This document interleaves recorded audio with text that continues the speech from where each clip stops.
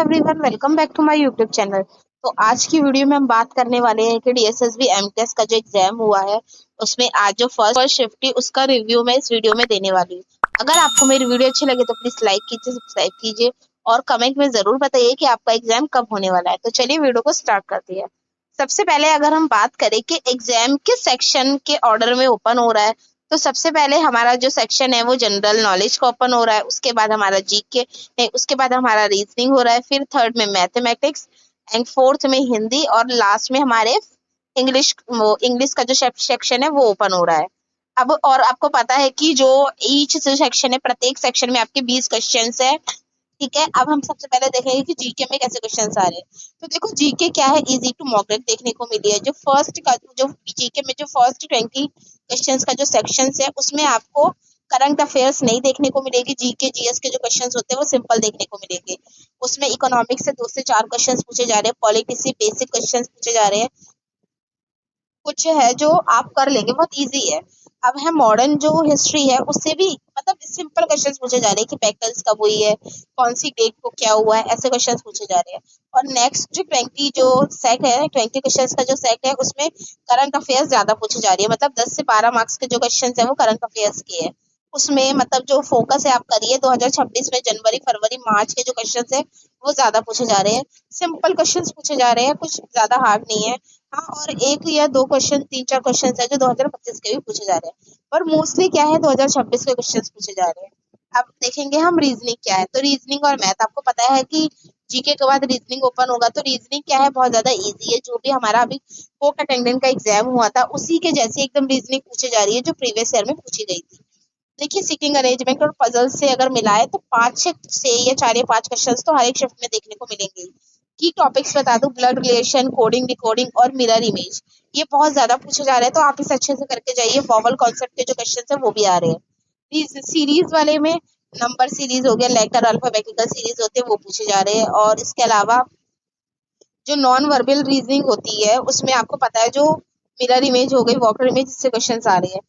Pattern आपको पता है, कोर्ट अटेंडेंट और अभी पीवाईक्यू जो हुए हैं डीएसएसबी एमटीएस का भी 2026 में हुआ था, फरवरी मार्च में जो एग्जाम हुए हैं उसमें से ही सेम आ रहे हैं। तो आप वो कर लेंगे तो भी हो जाएगा। प्रैक्टिस सेट जरूर करिए। अगर आप मुझे कमेंट में बता सकते हैं कि मैं जो अभी डीएसएसबी कोर्ट अटेंडेंट का एग्जाम हुआ है उसके प्रैक्टिस सेट कराऊं या नहीं।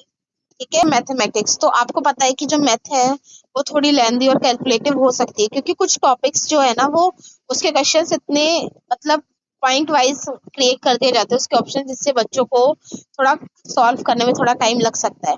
देखो इंपॉर्टेंट टॉपिक्स है percentage, SI, CI, average, ratio and proportion, ये तो आपके आ ही रहे। Time and work, mixture and allegation, number system, अगर आप ये टॉपिक कर लेंगे ना तो 30 से 35 क्वेश्चंस आप इन्हीं से देखेंगे। बोर्ड एंड स्ट्रीम से सिर्फ एक क्वेश्चन आया था। स्ट्रेटेजी देखो तो टाइम मैनेजमेंट का ध्यान रखो, क्योंकि क्या है कुछ ही टॉपिक्स आ रहे हैं उसी से ही बार बार क्वेश्चन आ रहे हैं। और क्या है रिपीटेड क्वेश्चन आ रहे हैं जो अभी कोर्ट अटेंडेंट या एमटीएस में हुए थे ना, अगर वो आप अच्छे से कर लेंगे तो बहुत अच्छा आपके लिए होगा कि आप स्कोर अच्छा कर पाएंगे। बस ये है कि आपको टाइम मैनेज करके चलना है।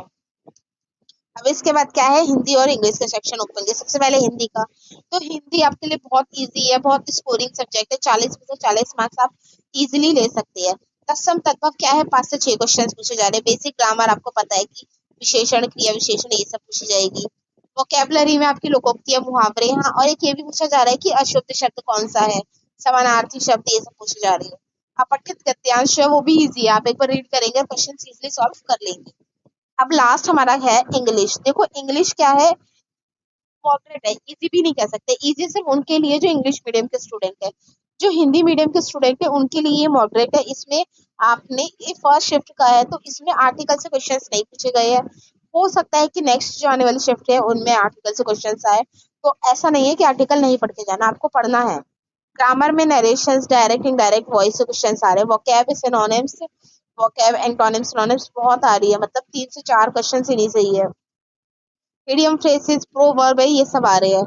इडियम फ्रेसेस से व्हाइट एलिफेंट से रिलेटेड कुछ क्वेश्चंस आया था, पैसेज आ रहे हैं। तो ये है कि इंग्लिश लास्ट में है तो थोड़ा टाइम बचा लेना, क्योंकि पैसेज पढ़ने में आपको टाइम लगेगा। और आज की वीडियो में बस इतना ही। अगर आपको वीडियो अच्छी लगे तो प्लीज लाइक कीजिए, सब्सक्राइब कीजिए, और आप मेरे चैनल से डेली जुड़े रहने के लिए प्लीज इसे सब्सक्राइब जरूर कर लीजिए, क्योंकि मैं डेली अपने चैनल पर जो भी एक्यूरेट एग्जाम एनालिसिस है वो प्रोवाइड कराऊंगी। Thanks for watching.